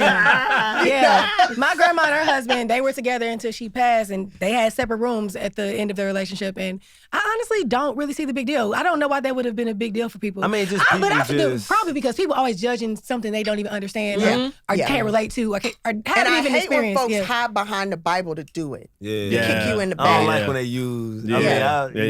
I hate when they. So fight is that with the in the Bible? Sleeping in the same? How would that be related? They said it. I ain't read the whole Bible, but they said. What they say? I don't know. No, it's not. It's not. Yeah, I don't understand how that would. Honoring your marriage, honoring your husband, honoring your wife, clinging to your husband and wife. That stuff is. Yeah. But no, not sleeping in the same Plain and bed. simple, teach his own. Yeah. Not being in charge of your apparatuses on your side table. Girl. No. Hey, let's touch on how important it is to, keep joy and happiness in a marriage. Man. You know what I'm saying? Like, because people throw that love, but everybody don't understand that love word, because love ain't even based off of, it's really based when things is not right. You know what I mean? How you gonna stand on your own and and hold it down and still stand on the things you believe in. Like, let's talk about the joy and happiness. I mean, like I said earlier, fun and light. That's what that is, right? And you have those that love someone they don't like. There you go. Yeah. Because love is, like stronger than love. Because if I don't like you, I can love you from afar. Yeah. You feel what I'm saying? Because I'm no longer in love with you. Yeah. You get what I'm saying? So now, if we don't have that, what do we have? Just a bunch of materials. Yeah. Just a bunch of monetary value that means nothing. Because my 4 words that are key to life: health, happiness, peace, and energy. Take those out of any equation and everything becomes mundane. Yes. Because if we're not happy, I'm not at peace. You get what I'm saying? If I don't like you, my energy's off. And you can just keep playing with them like a Ouija board. It just keeps going round and round and round. So joy, the fun, the light, you gotta have that in relationships. Yeah. You know, a lot of people, we gotta get rich, we gotta get a house. Yeah, but they don't even like each other. Check that out. We all chase multiple streams of income now, but very few can tell you that they're chasing multiple streams of joy. Yeah, that's Right. crazy. That was deep. But let's think about that for a second, because when you're chasing and you're motivated by happiness and joy by either creating that for others or making sure that you're nurturing yourself and creating that, then instead of having to work for the other, you attract the other. They feel better. Yes, sir. They feel better. Yes, sir. I agree. I agree. Wow. I agree. So, since you brought up the question, what is your take on, like, I guess, I don't want to say tactics, but the ways to keep the joy in the relationship? Because like I keep the joy in the relationship. Like when I come home and I see you smiling, looking good, my kids taken care of, like that's joy to me. Like, you know what I'm saying? Y'all got what y'all need and want. That's joy to me. Like for a man, it's just like, long as the business handle and my family and my wife and my kids is happy, they running around, spending up my money on Robux, you running around, spending up my money on Robux, whatever it's called. that's joy for me. Yeah. Like, that's my joy right there. You know what I'm saying? So Yeah. like that's the appreciation I get out of it, knowing that like I'm providing and y'all straight and y'all happy. Oh, that's dope. That's it. Yeah. You know, And see, you talked about energy. I'm really big on energy too. And like Egypt, you said it earlier. Y'all have this like divine connection, right? Like it was something you felt that you just could not control. Yeah. You couldn't stop it if you wanted to. To me, I always say like when you find that one person that gives you that feeling, that energy, that unconditional like love, that joy is gonna come. Like y'all can build, y'all can have problems, y'all can have ups and downs. But when y'all have that like just crazy connection and that's really your soulmate, like you gonna have fun, you gonna build a life together, and you know, you're gonna want to see that person happy. So that that gives you joy, just like he said. You know what I'm saying? Yeah. So that's how I feel like. I hate that all couples won't have that, but I feel like some people are together for the wrong reasons. Yeah. And that's just what it is. Forcing it to fit because it looks good on paper. Exactly. Yeah. You know how many folks are married or trying to make it work and so frustrated in their lives because it looked good on paper? Here's the reality. This didn't look good on paper. No. That's the same for us. No. That's the thing. Yeah. And, you know, and there were expectations surrounding both of us about who we should get with or who I should marry or, you know, there were people that in the mix before we kind of cleared the space for each other, if you know what I mean. And because there were expectations as well. But, you know, at the end of the day, I'm so glad that discernment ran through. And what we had, what y'all have, which you expressed before we ever came on, is friendship. Because love ain't gonna be enough. Love ain't gonna be enough. And when you're married to somebody for a long time, things are gonna happen that you may have to forgive. That forgiveness is gonna have to be strong. You know, that clarity is going to be strong. That willpower is going to be strong. But when you love someone, you can fall in and out of love. I don't know if y'all been through this yet, but we've had moments where we said like, yes, like I remember like last year we were so in love and giddy. This year it just feels like we're friends this year. And that's okay too, because that's a fun space to be. You fall in and out. It's almost like a roller coaster depending upon where you are in your marriage. Don't mean you don't love each other, but I'm talking about like that giddy. Yeah, I know what you mean. And so what's going to sustain is the friendship, because someone won't, you know, and I'm not here to judge. I don't know everybody's story, but you could literally go out and cheat on me and come back and be like, but I love you. But no. But if you love me as a friend and you respect me and you literally, I am your arm, I am your rib, you ain't gonna sit in front of me and say, I cheated on you, but I respect you. You can't, because the two don't go together. Do you see what I'm saying? So what is important is sustainability in a relationship, it's friendship, it's respect, it's literally honor. That matters. Tell me that before you tell me I love you. Show me that before you tell me you love me. Yeah. And that came with age. It had to, right? Who you talk? You use that? No, I'm saying myself. Use that word. I'm saying with myself. No. Don't leave. Don't leave. You didn't let me finish. It's not what you say. It's How you say it. And the reason you didn't let me finish. You didn't use the word Like what I was saying earlier, like women ain't even let me finish. I said because over time, with my age, I understand. That's what you should have said. Over time, with my age, like me getting older, now that I'm an older man, what you saying, I understand that more. Because that's where that came. You got to leave with that. That's true. That's why I should have leave that way. Okay. Because I was like, that came with age. Because when I was a little younger, no, because when I was younger, it didn't come. Like when I got a little older, what you saying, that makes sense to me now. You get it. Like, because I get it. When you were younger, it was like, damn, she's sexy. Yeah. Or, I think I love her. Yeah. But then you learn, all right, that's good. That's but good. what else do I What with else her? do? Because I got to find something else. Yeah. Love ain't enough. As I'm a grown man. Yes. Everybody love. I love this. But you got to have more than that to keep this Because it's not going. enough for you either. Exactly. Right. So let me ask y'all this, because you did make a good point. It makes me think about the fact that, like, okay, you guys are married, very successful marriage and life, just in general, right? A lot of the people that you probably were around 10 years ago, they didn't go down the same path as you. They probably don't have the same happiness and relationship and success, right? So as a couple, how do you have that discernment when it comes to who you let into your life? You want to attack that one first? It's a loaded question. Very good question, though. But discernment, definitely. Energy. I mean, I am the type of man that I'm okay with being by myself. That doesn't feel lonely to me, right? So if your energy, your character, your values don't align, hey, I'll meet you over here for maybe, but you can't come in my household, or I can't be around you like that because your energy is going to seep into mine, right? Or you're going to drain me.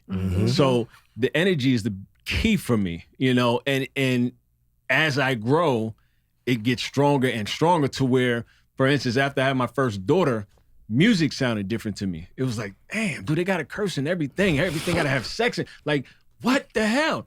And then when I would get around people that was okay with it, I'm like, damn, gotta let you go. I'm changing. As you grow, right? And my energy starts becoming more and more. So, for instance, when I get invited to full male panels, and they start saying some BS, I got to correct them right there in the spot. Like, I'm not just going to agree with you just because we all men. Right. You feel what I'm saying? That's over. The boys club is done. So that energy for me is big. So that was sexy. I can. Hey, boys club is done. Hey. Don't start nothing. About to turn some love and fly shit for real. Wow. Energy. So do you feel like you had to, like, I guess, remove people from your life based on how you've grown and they haven't, or? Yes. Okay. So even when we first got together and recognized that it was serious and we moved in together, you gotta know, I came from radio. And so I was a party girl. I used to host nightclubs. I was hosting the white linen parties and, you know, all of that. It wasn't who I was. It was what I was doing. But I was also surrounded by people that I thought were my friends. They were, you start to, again, discernment. You recognize they're not friends necessarily, they're acquaintances. There really is a difference. But I had a lot of people around me, a lot of voices. And I'm a woman's woman. I'm a girl's girl. So I had an army of women. And then I have this man in my life. And so often what will happen is, based upon what other women are experiencing, they are casting that doubt or they're casting that shadow on your relationship, and they're putting your mate or the person you're trying to build something with under a microscope that's unfair, based upon what their man did or whomever. And so I recognized probably by our second year, and I'm talking about girlfriends that I'd had for a long time, that I thought were my friends, that I thought we'd be golden girls together, that they had to go so we could grow. And, you know, you enter new stages of your life, but when you enter this stage of partnership, when you found your person and you want to build and you're getting married, you have to put them first. You got to cling to them. And it didn't mean I don't love you. I love you.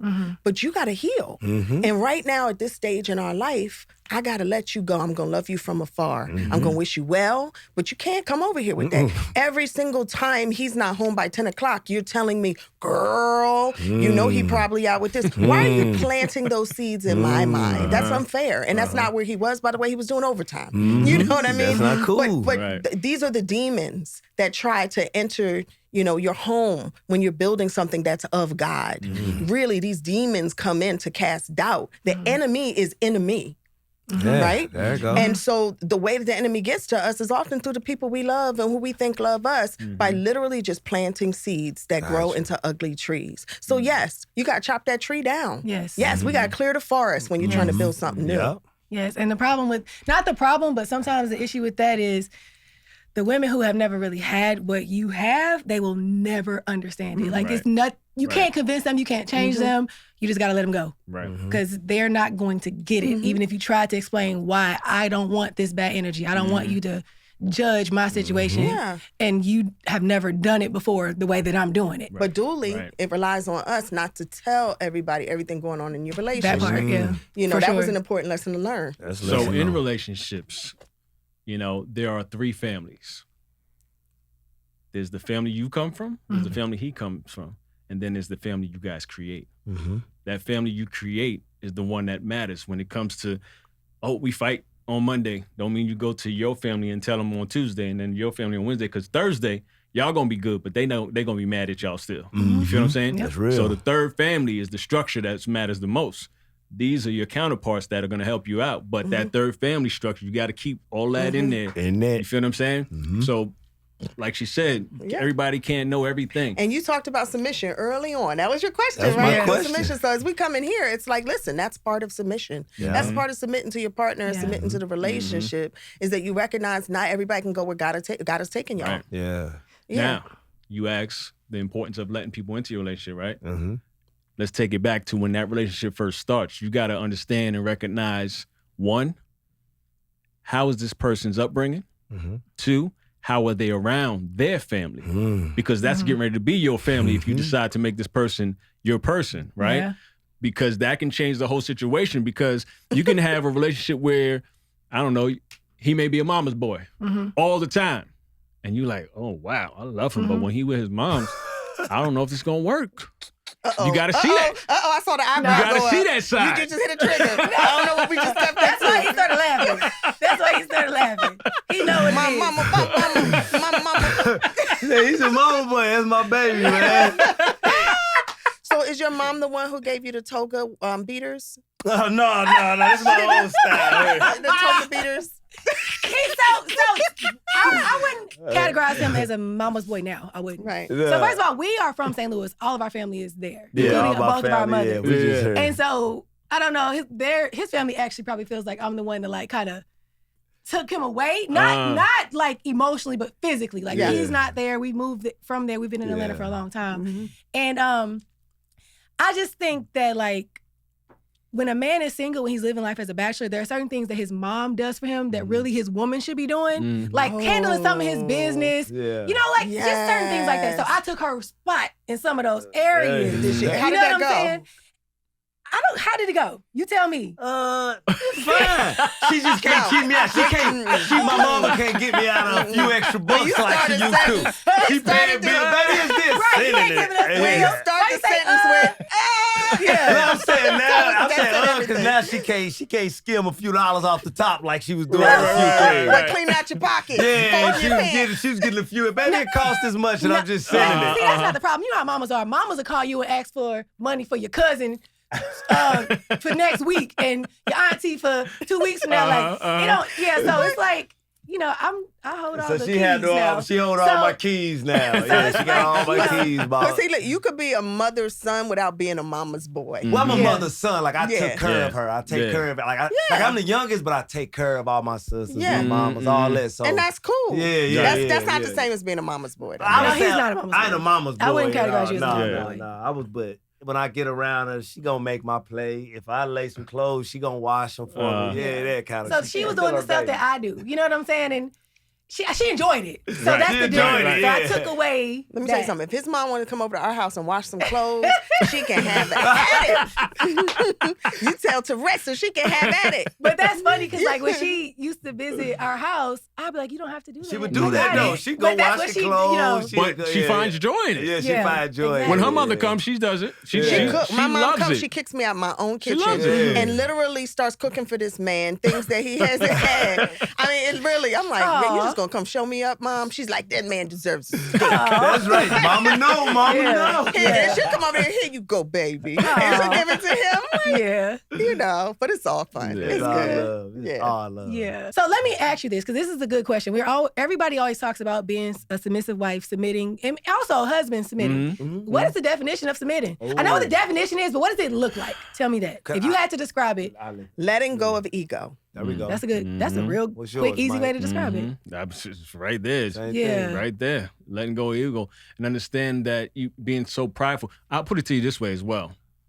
Stop using society's definition of what submissive is, thinking that it means you are becoming less of who you are. You're giving away your strength. That's not what submissive means. Because when women hear their ears perk up like, oh no, I'm a woman, I'm independent. I'm like, I'm not doing that for my man. What do you mean? What do you mean? Calm down. Calm down. Yeah. Because that is in the Bible though. And that is how I felt. You know, that's how I used to be that girl. I am independent. Listen, with the hip hop. A lot of women. I don't need to do anything for me. And it's like, girl, slow down. Isn't it nice when they do though? That's what I'm that saying. kind of thing. Yeah. But that's maturity.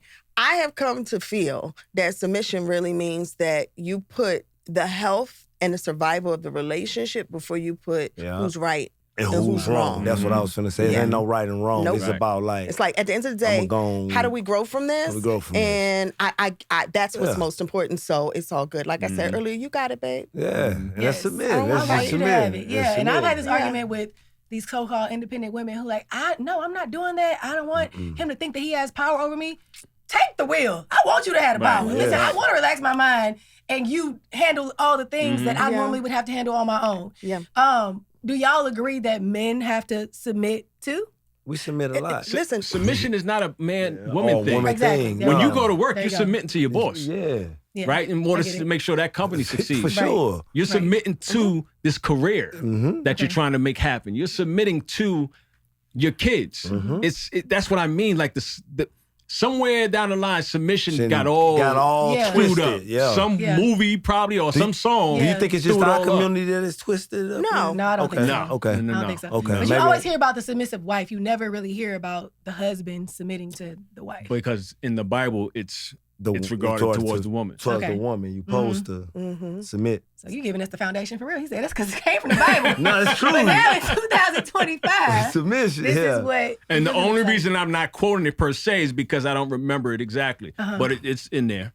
Yeah, okay. It's in there. It's in there somewhere. I ain't gonna screw it up. Yeah, for sure. Wow. And not only that, before we get out of here, I just want to ask this question too. Like, I know, if I'm not mistaken, y'all got married around like when y'all was like 30s. In y'all 30s, you just throwing numbers like crazy. I don't know, man. You just get a pillow thrown at you before. No, y'all got married at 30. Where are you going with this? I want to know like how hard, because I want to know at that point in time in your life as a man. I'm gonna talk to Mike. All right, Mike. Yes, we got married around our 30s. Yes, but we were together for years before that's what I'm saying. But at that point in time in your life as a man, how hard was it y'all to come together with y'all finances and allow them to come together? Because at that point, some women, you successful on your own, you successful on your own. Like, this is my money, this is my money. We come together with, we join together. I don't think we had that problem. So you just opened up a very great point. Okay. Because when we got remarried, it was in a place. When we got married. Wait, remarried what? He was married Did first. I say remarried? You said when we got remarried. I'm sorry, when we got married, when I got remarried. Yeah. But when we got married, I was in a position to where, or should I say when we first met, I was in a position where I said I didn't even want to date. So when I first saw that time when the light was only on her, that all went out the window because I was like, this is my person. But I was in a space where like, I'm not doing this again because I had left everything I had and I was starting over. That's why round zero, bro. That's why I asked you feel what I'm saying? So in my mind, I was like, this is going to be a tough road. But at the same time, I'm willing to do it because I already know where this is going to end up. He was married like you as understand a teenager. what I'm saying? Oh.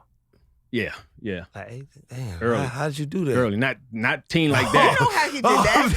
That first woman to throw it on him. And she was an older woman. Oh, the first woman to throw it on him. Older woman. She married me. You know how that is. I'm playing. It wasn't like that. But no. But he was. I mean, listen. So it wasn't hard, but at the same, because I knew where it was going to end up.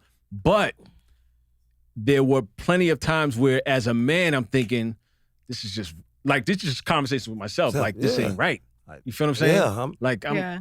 I ain't got it the way I want it to be. This is like, is she looking at me crazy? What are her friends saying? Like, what are the parents saying? These are my mental thoughts throughout. Shit that go through a man's mind. So I'm working all types of jobs, construction, another job, DJing in the night, like, and still not meeting the mark. So now you're like, damn, I'm down that beat tight, and I'm still not where I want to be. The mark in his head. In my head, in my head. Standards. A man, they got it. We got marks. We got marks. And that's why I said, I was like, no, I'm not dating. Because nobody's going to judge me on my finances versus my character versus my person versus where I'm headed. And I understand, woman right now, I'm like, I ain't dealing with potential. Nope, I'm dealing with somebody that's coming to the table with something. Yeah. And I get it. And that wouldn't have flown with everybody.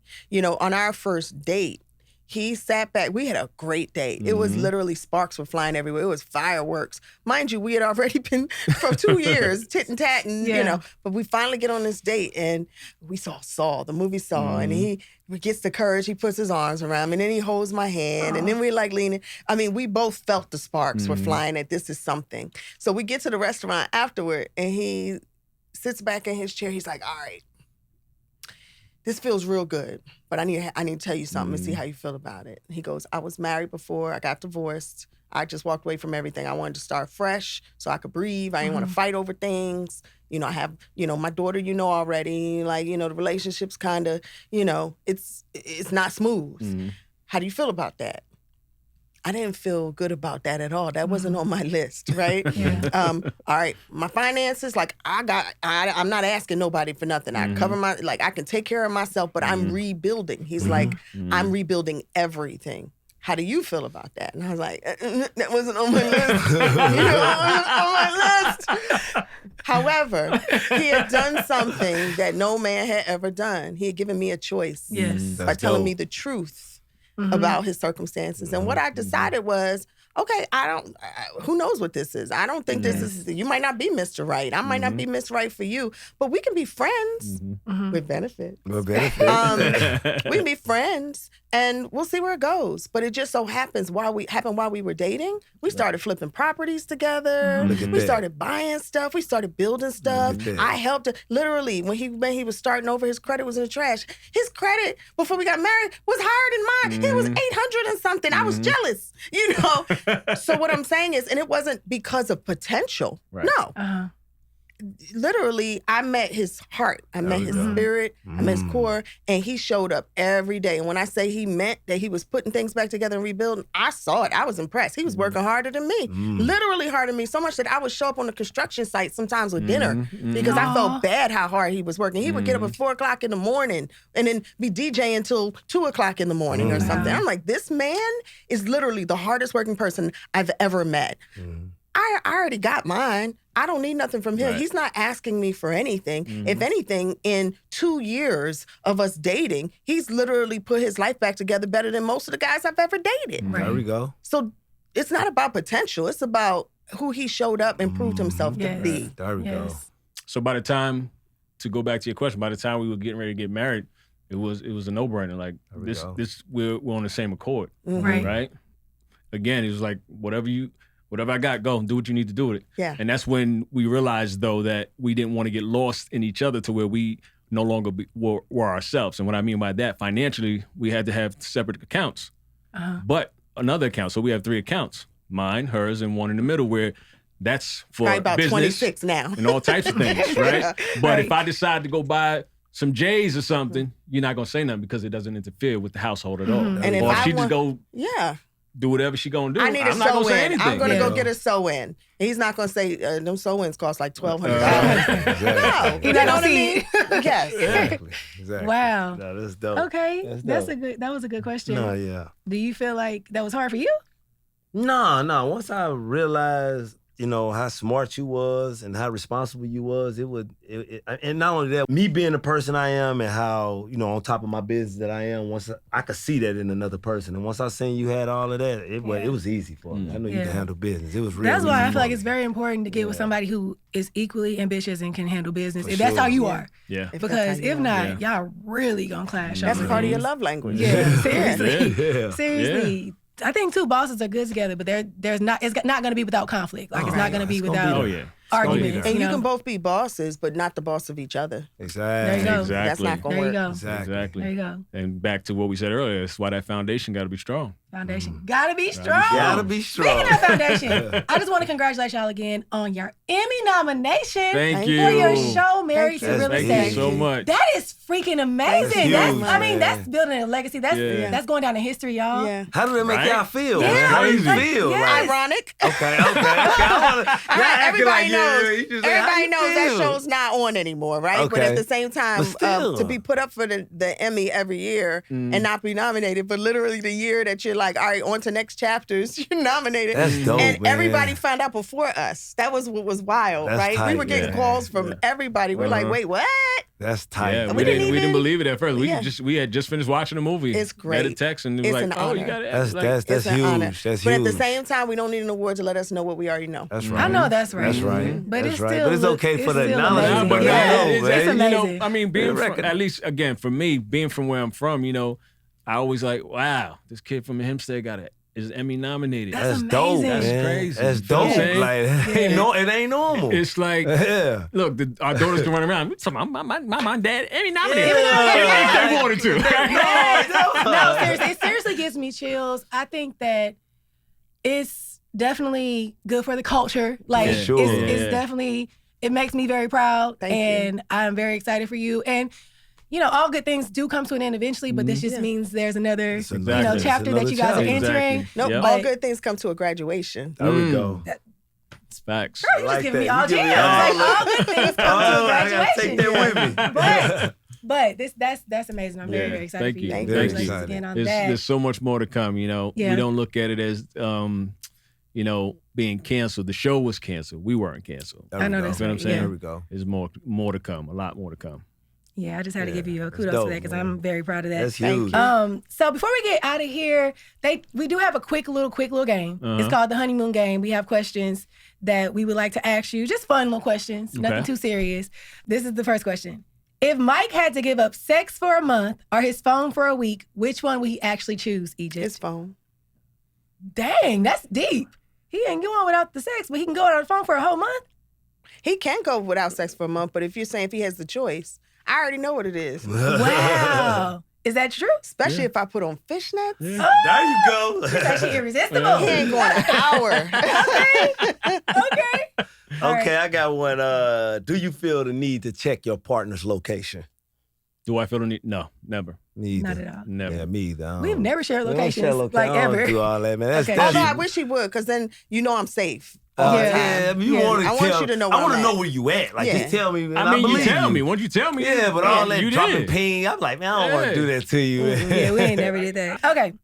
Okay, Mike, is there anything that Egypt low-key stalks or checks that she swears she doesn't care about? Is there anything she checks that she swears she doesn't care about? Yeah. Our doors. Okay. Mm. What you mean? Make sure they're locked. Oh, you do that like Multiple times a Me day. too, Really? man. Really? Yeah. I'm from North Philly. Come on. And no Yeah. matter what, you can take the girl out of the city. You can't take the city out of the That's girl. right. I know that's I right. check the windows and the doors multiple Man, I times. drive and do a U-turn to go check the door. I be like, man, I hate my head. It be beating me up, man. Okay, tell me this. Have you ever had a moment where you considered walking away but didn't? And what made you make the decision? Like, Yes. Yeah, we've had those. Okay. And we know each other have had them. Yeah. But we knew that it was just in the moment. Okay. Yeah. It's We just a knew it was moment of more. Gotcha. being We're like, frustrated. this is, Yeah. there's Yeah. too much of there's too much of what we have and where we're going for it to just say walk away over that. And when we really think about what it was about, it's like, silly. come on. Okay. Silly. You gonna walk away And because of that? this you don't find this more than once in a lifetime. That's true. Yeah. Well, this conversation was so fun that went by super quick. We been like, good. I don't know. Like, y'all just gave us so much energy, I think. Just, you make me even more excited about marriage, especially knowing that you guys have been together this long and you just seem so happy and in love. And I can really appreciate that because Thank you. I don't want to say marriage is rare, but I kind of feel like it is. I don't know. I just feel like it is. It's a dying breed, essentially, of us who still believe in marriage. Yes. And so, again, hopefully, I don't know what your goal is. What our goal is to renew people's faith in marriage. Yes. Man, that's what Yes. we Yeah. want to do. Like, That's let why we people have know, this. like, People podcast. don't do things because they're afraid, and they're afraid because of past experiences. But, you know, we all got to heal together. Heal, baby, heal. Let's give me a bumper sticker that says that. yeah. Heal. So baby. here's what a lot of people don't believe in. Do you believe in the law marriage where you have to be by law, or what is it called when you're together? Common law. Common law, where you're together for a certain amount of time. It's 7 like, I years. don't need to be going to the church or going to get a priest or a pastor. I don't believe in that. I don't feel like, believe in that. honestly, I don't know. I don't like when somebody calls somebody their husband or wife and they're not really married. Yeah. I don't know why they know. I don't like common law because I feel like you weren't chosen. If just because we're cohabitating together and we happen to be cohabitating together over an amount of time, then by law we're married. That's insane because I want you to choose me and I want to choose you. And if you can't do that, you can't call me wife. Yeah, sure. you gotta do the work. I respect that. You gotta do the work. respect Because that. that's too easy. That's the easy way out. Yeah. There's no way a man is getting husband benefits if he's not gonna be a husband. Like, I'm sorry. So So that's how I 7-year feel. 7-year boyfriend. Yeah. No. So, and if you do get those benefits temporarily, they're gonna, end. Nah, I for think- sure. A man has to put a ring on it. I Or respect women, I don't know. Whatever. I know that's the new thing sometimes, I guess. They cursing you out right now. I ain't gonna say that on I wouldn't do it, but I'm just saying, I don't know. To each his own. But I believe in marriage. And Egypt and Mike are such an amazing example of a strong, successful marriage. I hope you guys learned so much from this conversation. We super, super appreciate y'all coming through. We This definitely is do. super Thanks for fun. having You guys us. are just so fun. Like, I just love seeing people being fun and sexy and just keeping it, keeping it that way. real. Yeah. You Sometimes can Love authentic. and fly shit. Yeah, real love and shit.